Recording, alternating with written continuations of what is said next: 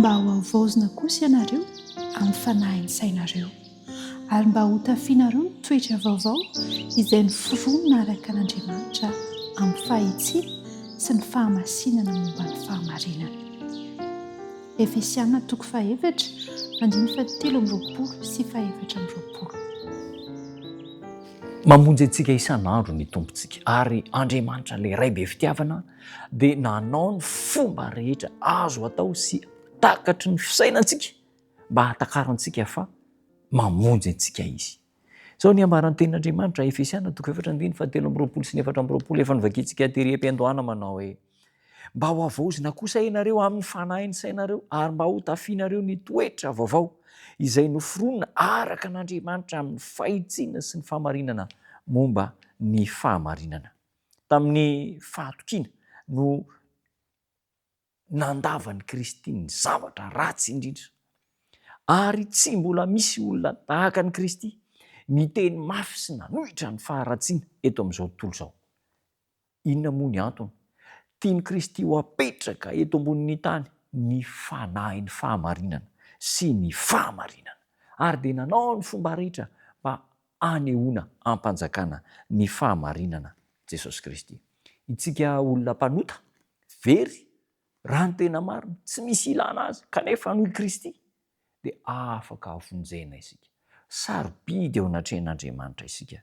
Fitahiana avy amin'ny Kristy izany ary izay fitahiana izay dia tian'Andriamanitra mba ho tsapantsika rehetra amin'ny fotoana rehetra momba antsika Kristy, amin'ny fotoana rehetra te hanampy antsika, te hanala antsika ao anatin'ny enta-mavesatra.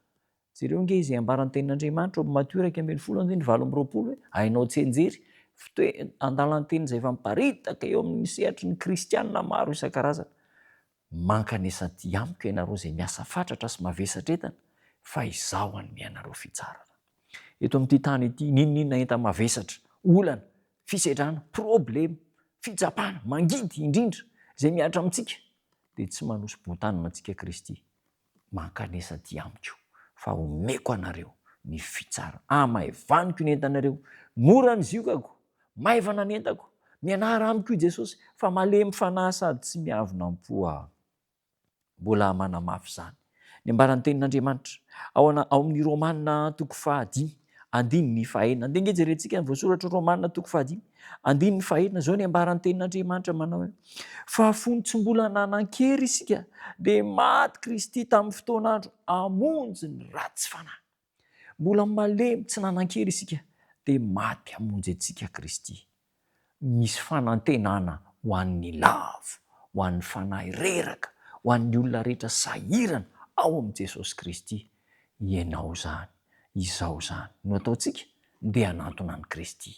Meo atongony fa vonona handray antsika isan'andro izy, isa minitra, vonona handray antsika izy na inona na inona toe-javatra miatra amintsika. Raisom-pamonjintsika manokana izy. Hivavaka isika. Misaotra Jesosy eo ianao vonona hanavitra anay, hamonjy anay, hanome anay ny fitsarana tanteraka ny fiadanam-po. Hanantona anao zahay. Tsy amin'ny tahotra, tsy amin'ny fisalasalana satria inoanay fa mahavonjy anay amin'ny zavatra rehetra ianao Jesosy eo. Tovy sy tanterao aminay izany ary mba ho tanteraka eo amin'ny fiainanay ny fanantonana anao. Amin'ny anaranao Jesosy Tompo. Amen.